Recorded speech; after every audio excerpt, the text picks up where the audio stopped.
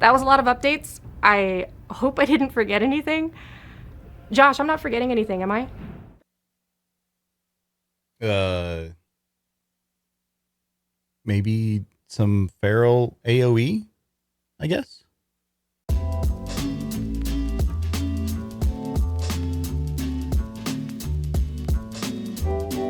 What's up, everybody, and welcome back to Sounds Good Makes Sense, a discussion show for the World of Warcraft player. My name is Devilor, and today is all about Season of Discovery Phase 3 and covering the majority of the information that Blizzard just dropped. We'll be talking about the Sunken Temple raid and the other things to do at the level 50 endgame. We'll be talking a little bit about the new rune slots and things like Nightmare Incursions, the new PvP stuff that they're adding, updates to professions, and some other systems changes that they're bringing with Season of Discovery Phase 3. Now, to be clear, there are a few things I'm not going to cover in this video. I'm not going to talk about any of the level 60 stuff just yet. We're going to save that for a future video so I can go significantly more in depth about everything that they're doing and everything that they talked about in the Phase 3 announcement that's going to carry forward to level 60. I'm also not going to give any specifics about any of the bosses or runes that are coming in Season of Discovery Phase 3.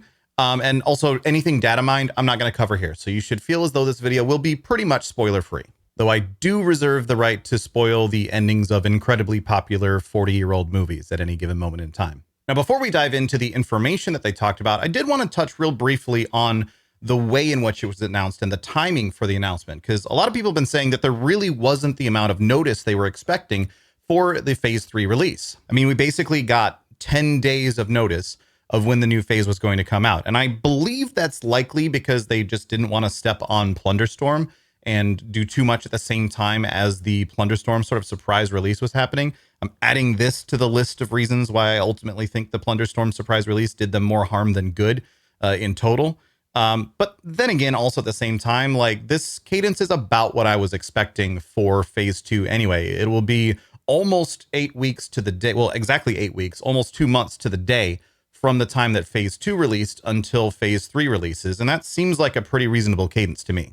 In fact, I think it's fair to expect a similar cadence for Phase 4, which would mean we're looking at about May 30th, possibly June 6th for a Phase 4 release date. But that's Phase 4. Let's talk about Phase 3. I'm going to start with the Sunken Temple raid, because I think there's a lot to dig into here specifically about Sunken Temple. First of all, a lot of people were expecting it to be Sunken Temple. I agreed that it was likely to be Sunken Temple. In fact, I'm a big fan of the fact that it's Sunken Temple. I know a lot of people really did not like Sunken Temple back in the day, and they're like, ugh, I don't want to go to that because I hate Sunken Temple. That's kind of the point. Like, the point is to take dungeons that people probably were not going to want to do much anyway and convert them into something that people want to do. I've seen a lot of different theories from people suggesting maybe it'd be Maraudon, maybe it'd be Zul'Farrak, maybe it'd be even Blackrock Depths would be the raid at level 50. And the problem with all of those dungeons is that it essentially removes 5-player content from the pool of available things to do at level 50. If Zul'Farrak turned into a raid with a lockout, that means all of the Zul'Farrak runs that you would have been doing in your free time are no longer able to be done. So this is why I think Sunken Temple, makes a perfect target for this, is because it's a dungeon that could definitely use some sprucing up. It could definitely use some adjustments, maybe a little bit of rerouting, kind of like what they did with Gnomeregan with the like electric fences a little bit. A little bit of rerouting through Sunken Temple would not be amiss, or at least more direction through the dungeon. Those sorts of changes that will make it less obnoxious to go through, and also at the same time is not removing 5-player content from the available list of things to do at level 50. A couple of big changes we know they are making for Sunken Temple going into this is that it will be a 20-player raid now, up from 10 from the last couple of phases. And it will be a total of 8 bosses, but on a 1-week lockout, which means no more 3-day lockouts, no more constantly having to reorganize it. You'll do it once a week, and that's it. Now, they did promise that they were going to be very generous with loot as a result of this. And there's a bunch that we can read into with that. One of the big things that sticks out to me is, well, yeah, if there's like, this is part of what makes me think that Phase 4 might only be 8 weeks away, is that's only then 8 lockouts. So of course they're going to have to be more generous, because that's 8 different chances for loot per boss, as opposed to the like 20, 25, however many it was with Gnomeregan with the 3-day lockout. So of course there's going to be a need for more loot to drop in that regard. There's also the fact that obviously you're going from 10 players per raid to 20. Now, I am expecting that loot will be a little bit more scarce in Sunken Temple overall, and that's just because of the mathematics behind all of this. If we say that you were on average 2 lockouts a week in Nomergon and on average 3 pieces of loot dropping per boss, and that was a 10-player group, so there's now twice as many people. In order to incorporate that amount of loot on a weekly basis for 20 players, you would need each boss to be dropping 12 pieces of gear. And I just don't think that's going to happen. I think a more realistic expectation is somewhere in the vicinity of like 5 to 8 pieces per boss. Like even then that starts to get pretty high. If like a boss is dropping 8 pieces of loot, that's a ton. So realistically, I expect that means loot will be a little bit more scarce from Sunken Temple than it has been for previous raids. Now that said, even if loot does end up being a bit more scarce, I still appreciate the weekly lockout, and I think that's the correct direction to go with this. 3 days was just like, even in phase 2, where there basically wasn't anything to do other than Nomergon, once you were level 40 and had gotten like a couple of pieces of gear from elsewhere, even in phase 2, 3 raids a week sometimes was way too many. And that was happening on average about every 3 weeks would be where there was a lockout where you could do 3 raids in a given week. So I appreciate the weekly lockout. I think it's going to make everything a little bit more manageable. And it does sound like there's going to be a lot more to do at level 50 than there was at level 40. So ultimately, I think it's a good change. The change to a 20-player raid instance, for our group, for me, selfishly, I'm very, very happy about this one as well. And that's just because we've been running 2 raids already anyway. And having just 1 raid to organize is going to actually simplify a lot of things for me personally as a raid leader. It's just going to make things a lot easier. It's going to make comps a lot easier, where I don't have to worry quite so much about, do we have literally this one class in our raid at all or not? It makes a lot of different things to deal with a little bit easier. Tank balance as well. It makes dealing with tank balance a little bit easier as well. But I do know there are a lot of groups that are probably sitting at the 10-player roster range right now that they're going to need to do a bunch of recruiting if they want to be doing Sunken Temple. And that does kind of suck. I am hoping that 10-player content continues to be a thing in Classic. In fact, I really hope they take Zul'Gurub and AQ20, turn it into AQ10, make Zul'Gurub be 10-player as well. I really think those would be good changes to make. Because also, again, I don't think 40-player raids should be an SOD. I think they should stick to 20 for everything. I think that I have a whole video about that. You can go back and watch that if you want all my thoughts on that one. But I do hope that 10-player raiding continues in some capacity at level 60. It sounds like we're not getting any of that at level 50, though. They also confirmed that the raid will be available from day 1 of phase 3, and that I greatly dislike. I mean, like I was just saying, many groups are going to need to recruit a bunch of people. Like even us with our 2 10-player raids, like we were using alts for that. So we're probably going to end up needing to recruit a couple of people maybe just to fill out a 20-player raid in the first week. That's already crazy. And on top of that, like this means that the lockout where like it's only 5 days, right? This first lockout, there's only 5 days to get to max and do everything. And it's on a weekly lockout after that. So this means that the lockout where everyone has the most prep work to do between recruiting, leveling, gearing, collecting runes, and all this other stuff that they're going to want to do before they step into the raid is also the shortest lockout. Like on a given week, all you need to do is collect some consumables and make sure you've got your world buff, and now you're ready to go back into the raid. But on this very first lockout where you have all these other tasks, these pre-raid tasks that are going to need to be done before you get in there, you have 2 fewer days to actually do it. That's dumb. And even for the people that really want to get super sweaty about this, like I understand and I appreciate the desire to get super sweaty about a video game. I definitely am someone who will occasionally get super sweaty about a video game. But even in that mindset, there's so much else you can be doing for those 5 days. It's only 5 days. People really can't wait 5 days. That's crazy to me. Like, this is the sort of thing that, like, I know a lot of these people. I've worked with a lot of these people. I know they're smart, sensible people that make smart, sensible decisions. There has to be something I'm just straight up missing about this for this to make sense. Because otherwise it just seems like such a bad call that there has to be some piece of the puzzle that I'm missing. Like maybe they were worried about, like, if there's only going to be 8 lockouts, and the loot is already going to be relatively scarce. Maybe they were worried about dropping one of those. It seems like they could just then extend it by another week. Unless there's something else they would want to be doing on June 6th. Hold on. I need a different hat for this. what if that is what they wanted to do? What if what they wanted to do was extend it by another week, but there's something else happening on June 6th that they don't want to step on top of, or they don't want to risk stepping on top of? Like, we think back to the roadmap, there's a lot of things that could be. That could be Cataclysm Classic release. That could be something big for the War Within, maybe War Within pre-patch. There's a lot of things that could fall into that time frame. I don't know. Maybe it's the hat speaking, but there's some conspiracy theories to get into around what that could potentially mean. Moving on, there's a couple other things about Sunken Temple we can talk about. One is that they've confirmed that they will be doing class tokens for set drops in Sunken Temple. So you'll get an item that is for a certain list of classes, and that will be, there will be separate items for different sets of classes. The one that they showed was for Warrior, Hunter, Rogue, and then Paladin or Shaman, depending on your faction. So that's 4 classes on that one, which means we can assume the other token will be, we can assume there'll be 2 tokens, and the other one will be Mage, Priest, Warlock, and Druid. They also confirmed that there would be a new world buff for Sunken Temple, which I think we were kind of expecting. They didn't say what it is yet, but seems kind of obvious.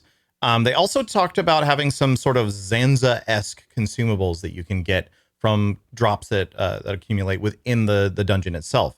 If you're unfamiliar with those, so Zul'Gurub back in the classic days had this quest you could do that allowed you to bring some items from inside Zul'Gurub to an NPC outside of the dungeon, at which point he would give you a potion. There were 3 different potion options. They did all sorts of different things. One of them was actually a pretty big like stamina boost. And there was some other stuff that you could get from it. And those were consumables that you could use pretty much anywhere.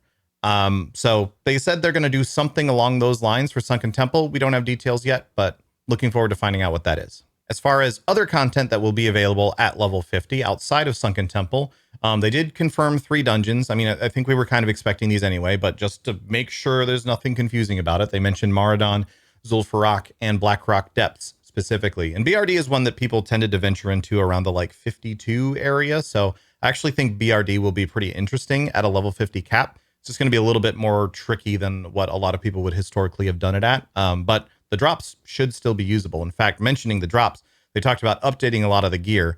They gave a couple of examples in the video, and those examples seemed pretty good.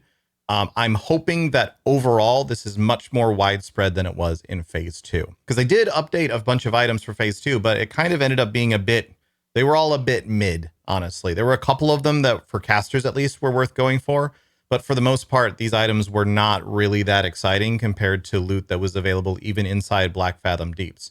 And ideally, all of these items that are new and dropping in these level 50 dungeons should be things that you expect to replace your Gnomeregan gear with. Otherwise, what ends up happening is if you spent a bunch of time in Season of Discovery Phase 2 and you were farming Gnomeregan and you had most of your best in slot Gnomeregan loot, there's kind of nothing for you to do in Phase 3 outside of this one weekly lockout. So that's why I'm hoping that these items are actually good and actually things that people are going to want to farm for, even if you already have full best in slot from Gnomeregan. Of course, there's going to be new runes as well. I'm not going to go into details on any of them here, just mostly talking philosophy, but there are 2 new rune slots. That's Helm and Bracer. And they said, quote unquote, at least 6 runes per class. Now, as far as what at least means, they did say that there's going to be a bonus rune for warriors, which again, I won't spoil, but there is a bonus rune for warriors. So warriors are getting 7. Maybe that's all they meant by at least, or maybe some classes are going to, like the classes like Druid or Warlock, or, you know, all these different classes that have all these new roles. Maybe they're starting to look at maybe having more runes that are more niche into specific targets than they have in the past. I don't know. Some potential possibilities there. More than likely, it's just their way of saying, well, we didn't want to say 6 for everyone, and then there's a bonus one for warriors, but we'll see. And they didn't say anything about new books in their preview, like the ones that you got in the dungeons in phase 2 that just unlocked new passive benefits that you didn't have to worry about slotting into a rune. They didn't say anything about those in their preview. And I hope that that just means they didn't feel like including it, because there's still definitely some runes, especially from phase 1 and even phase 2, that feel super mandatory that I would love to see turned into books. Like if you're an Alliance player and a Feral Druid, chances are pretty good you are never going to use anything other than Wild Strikes in your chest slot, which means even though there's other options there, you're just never going to slot any of them because Wild Strikes is so good. I feel like Wild Strikes should become a passive that's just, if you're a Feral Druid and you're in form, you're giving Wind Fury to people. As a horde side as well, things like Heart of the Lion that hunters have, which is the only method that that horde has to get the Blessing of Kings buff, or even Spirit of the Alpha for Shaman. This is something that is the answer to Blessing of Salvation that Alliance has. I feel like that shouldn't be something that you have to give up a rune slot to have as the Shaman in your party as a horde player. But who knows? Maybe this is actually what the at least thing is referring to. Maybe they're just going to make those baseline passive things and then put new rune options in those slots instead or something. I don't know. I would be surprised if that's what ends up happening, but it would be a nice surprise if it did happen. They talked about a bunch of new PvP rewards, which is interesting. One of the most interesting things to me was that they're adding new rewards just as part of the honor system, like directly as things that you get for participating in the honor system. There's a new set in particular that you earn from ranks 5 through 7 for your respective faction, which means 2 pieces at each rank, and you won't be able to get the full 6 set until you get rank 7, but you can start getting the other pieces earlier on. Now, these are PvP oriented sets with what Blizzard called quote unquote appropriate PvP stats. But as a reminder, in Classic, that basically just means that they have stamina on them. There really isn't a like PvP only stat for anything in Classic that makes it into PvP gear versus PvE gear. So this is still stuff that could potentially be useful in your raids and so on as well, especially if you just need to plug up some slots. But it should still also be, if you're someone who's fully invested into the honor grind, something that will be good for you as a PvPer. And I appreciate that. They've done so much with PvP that's really just focused around these like new events in prior phases. It's good to see them doing something that's focused more around the existing honor system and stuff that you earn directly through the battlegrounds and the way that the honor system just works by itself in Classic. It's nice to see some sort of new life being breathed into that otherwise relatively old system. And that's not to say that there wasn't anything you could get of value previously. There are actually a lot of like best in slot items that are available through PvP in the previous couple of phases. It's just nice to see some of the new stuff being directed that way as well. However, they are also adding some things to the Stranglethorn Vale event, which I'm less excited about. There's some new level 50 rewards for the event and a new currency. What's weird about this, there's definitely some intentional crossover there between PvP and PvE. I'm going to spoil one item very briefly. It's not going to be a big deal for anyone, but if you're a paladin, especially if you're trying to avoid spoilers, skip ahead like 30 seconds. There is a relic for paladins that has the Blood Moon distinction on it, that all it does is increase attack power versus Dragonkin. Not a lot of player Dragonkin in Season of Discovery. So this is very clearly a PvE item that you earn from PvP, which I don't really like. Not just from a perspective of it sucks to PvP to get your PvE items, but also like I feel like if you're invested in PvP, you should be getting items that benefit you in PvP, and this one very clearly does not.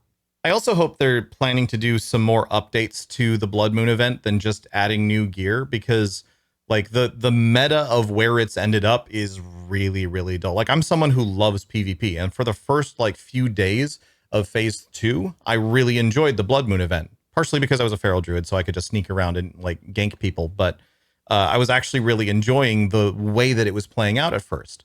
As time has gone on, it's basically just turned into zerging the altars and mindlessly grinding. Like the way players earn rewards for something directly influences their behavior, and they're just going to do whatever the most efficient thing is.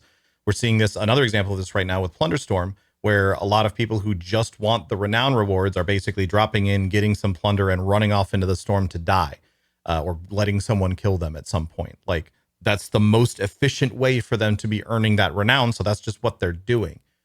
For this event, the most efficient way to earn your blood coins is to get a group together, hang out near one of the altars, and just try to get as many kills as possible. You don't have to worry about losing your coins because they basically instantly turn in as soon as you get them. You're just farming people constantly as though you were mindlessly grinding NPCs. Like it manages to be a PvP event that does not feel like PvP at all to me. It's literally just, oh, there's someone, kill them. There's someone, kill them. There's someone, kill them. Oh, I died, respawn, go back to what I was doing. So I'd love to see them do something to mix the event up a little bit. Maybe some bonus objectives that are elsewhere on the map other than right where the altars are. Maybe fewer altars even. There's so many of them right now. It'd be nice to have some reason to go try to collect something and try to bring it back to one of those altars instead of just mindlessly grinding on top of them. But it seems like their focus event-wise for this phase was on creating something PvE focused instead, and that is the Nightmare Incursions that they announced. Now, there's not a ton of details on exactly what these are as of yet. I assume it's because we're supposed to discover that for ourselves. But it does sound like it's primarily PvE content, and it's going to be centered around the dragon portals in Duskwood, Feralis, Hinterlands, and Ashenvale. There are a few key things that Blizzard said about them. They said it would be repeatable content. They said there would be some enemies you can solo and some that you're going to want to take a group to take on. They did say it's available from level 25, so this is not exclusively max level stuff. This is something that you can do even if you never participated in phase 2 at all. You can go as level 25 and get into this stuff right away. They also said that it would have some sort of like XP benefit to it, but we don't really know what that means yet, and I'll come back to that one in a little bit. From what else they were saying, it sounds like, because they're calling it an outdoor PvE event, it sounds like it's probably on some sort of timer similar to the Blood Moon event in Ashenvale. And they didn't state if it was a persistent zone or if it was instanced, but my guess is it's probably something that opens for a little piece of time. And then everyone that goes in there is in like the same general zone, not like an instance zone. And then once the event ends, then you come back out of it or something. That would be my guess based on the way that they've been presenting it, but we don't really know for sure yet. Another interesting thing that I noticed about what they talked about for the Nightmare Incursions is that they are including what they're calling a starter PvP set. Now, again, remember in Classic, PvP set just means it has stamina, and all these pieces seem to have stamina on them. Even one of the set bonuses is stamina. So that's totally cool. It's just interesting that they have a PvE event that rewards what they're considering a PvP set. I don't mind that as a starter set, right? Like it's meant to get you to where you can start to do PvP. And especially if you're somebody who was farming pretty much exclusively like if you're a caster who just had the irradiated set from Nomergon, you're in a really bad spot to do any PvP in phase 3. So having something that you can go and get that will beef up your health pool a lot so that you can survive a little bit better in PvP, that seems decent to me. And making it available through something that isn't just getting your ass handed to you repeatedly in PvP is a good approach. Next up, I want to talk a little bit about what they were talking about with professions. But first, I'm going to let myself go on a tangent a little bit. I really don't like when professions give best in slot soulbound gear. To me, a profession should be something that you do to make stuff for other people and sell it to them. That's literally what the term profession means, is that you do this to make money. The fact that you're taking a profession because of the item you will then be able to craft for yourself just feels thematically wrong to me. Like it just feels incorrect. Like imagine if you're thinking about a legendary hero and they're talking about their weapons or armor, they're talking about, oh, this was my sword that was forged by so-and-so in the heart of a dying star or something like that.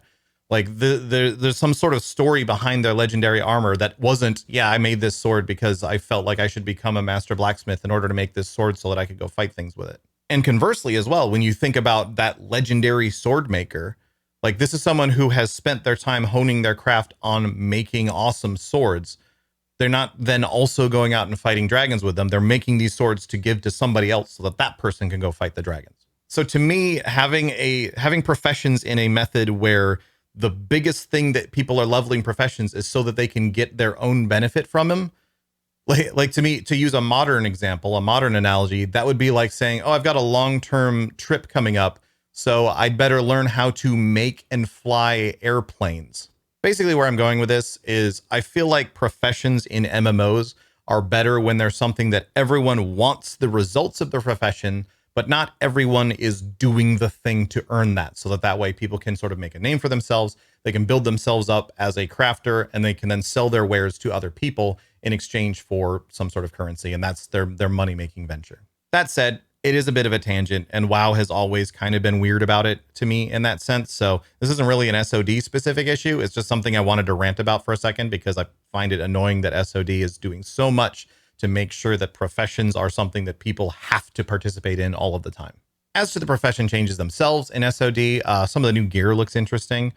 Some of the items have bonuses on them that say things like no effect outside of areas under the influence of the nightmare, which to me means that this will only be something that's active inside Nightmare Incursions and probably Sunken Temple as well.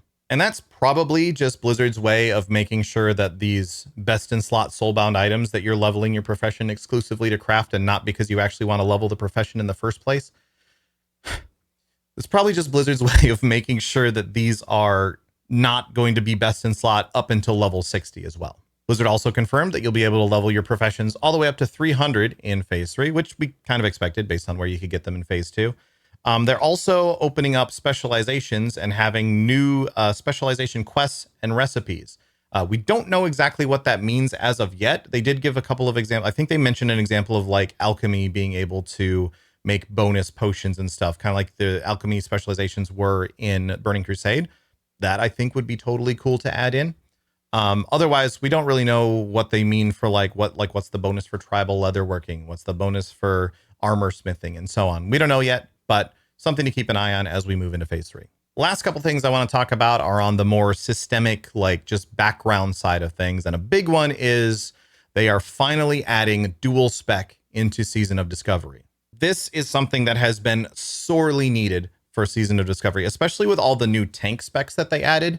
People need to be able to say, okay, I want to be a tank warlock, but we don't need 30 tanks in our 20-player raid. So I'm going to have to DPS for the raid, but then I can just switch back and go tank some 5-man, like BRD, Zul'Farrak, and so on. I can go do that instead and still be a tank some of the time without it being a huge pain in the ass. There is a 50 gold cost to unlocking dual specialization, which at level 50 shouldn't be too bad. You're going to want to keep that in mind when saving up for your epic mount later at 60, but there isn't otherwise a big purchase to make at level 50, so that seems fine to me. They didn't indicate how the swapping is actually going to work, like mechanically, in their preview video, but I would assume it'll be similar to like the Wrath Classic sort of situation where you just have a second spec that you are able to use an ability that swaps between them. They also confirmed that they will be keeping the 50% XP buff going into Phase 3. Which is good for a lot of reasons. One, it's a season that's really heavily focused around alts. So being able to level alts faster, like 100% bonus up to level 39, and then from 40 to 49, being able to have that 50% XP bonus, it's just a nice thing to have for players. It might help a bit with the whole week 1 situation. It's still dumb that they're forcing everybody to level and recruit and gear and get their runes in 5 days for what is otherwise a 7-day lockout. That's still dumb, but the 50% XP buff should hopefully help offset that a little bit. They also called Nightmare Incursions a leveling supplement in their presentation, which to me doesn't necessarily mean it's something that's going to be a huge source of XP, not the way that like Gnomeregan most likely will be, and the way that Black Fathom Deeps was for a while when you were leveling up to level 40. I don't expect it's going to be as big of a deal as that. To me, this more seems like something that when they use the word supplement, to me, that implies that this is something that will help fill in those gaps where, especially it starts at level 25, right? Especially when you're doing that 25 to 40 leveling period. And there's so many periods of time where there's just like nothing really to do other than go grind dungeons or, go halfway across the map to do 3 quests. And then you're done with whatever you can do in that particular zone. To me, the way that they're framing Nightmare Incursions makes it sound like just some secondary content that you can do that will help you level, but isn't necessarily something you're going to want to immediately drop everything and go do them just for the XP. I just mentioned Gnomeregan. They did confirm that Gnomeregan will give a big XP buff. And it's also worth noting that due to the way that things are turning out with lockouts, assuming that it stays on the same 3-day lockout schedule, there will actually be 2 resets available before Tuesday. So if you want, you can use Gnomeregan twice while you're leveling up if you're going to go in on like Monday night and try to bust out your first Sunken Temple raid. You will have 2 opportunities to use Gnomeregan, assuming that the lockouts stay the same way that they have been for Gnomeregan. Again, it's still dumb that they're making us rush so much. Like, this is supposed to be Season of Discovery. I don't have any time to go discover things because I don't want to miss out on one of the relatively few lockouts that's going to be available to me through Sunken Temple. I feel very much pressured into rushing to max level instead of wandering around and trying to discover things in the world. So I still think it's dumb that they're doing the day 1 release for Sunken Temple. They should have just waited those extra 5 days. Honestly, I would have preferred losing an entire lockout than forcing everyone to try and level so quickly in the first 5 days to avoid missing a lockout. Like I'd rather just that it being missed being a foregone conclusion and I don't have to worry about it than feeling like I have the opportunity to rush in these 5 days. So therefore I should. I still think that's dumb, but it is what it is. That's what we're dealing with in this phase. And on that note, I'm going to wrap this up for today. Thank you all so much for watching. I really, really appreciate everyone being here. Keep in mind, if you have not yet checked out my Patreon, you can do so at patreon.com/Devilore. I have a video that by the time this has gone up on YouTube, this other video will have already gone up that details all of my content planning for the month of April. So if you want to check that out, you can head over to my Patreon and sign up. And once you got your subscription going, you'll be able to view that video and get an idea of what I'm planning for the next month. You can also check me out on Twitch TV. Spoilers, one of my plans for the next month is that I'm going to continue this streamathon, which is still ongoing. So it's somehow still going. 5-day streamathon, and we just finished day 38 of it, with another like several, I think 9 days still on the counter at the exact moment in time. So that's nutty. But that's going to keep going. Please feel free to come over and say, hey, check me out over there. I'm going to wrap it up there. Thanks again so much, everybody, for watching. I'll see you next time.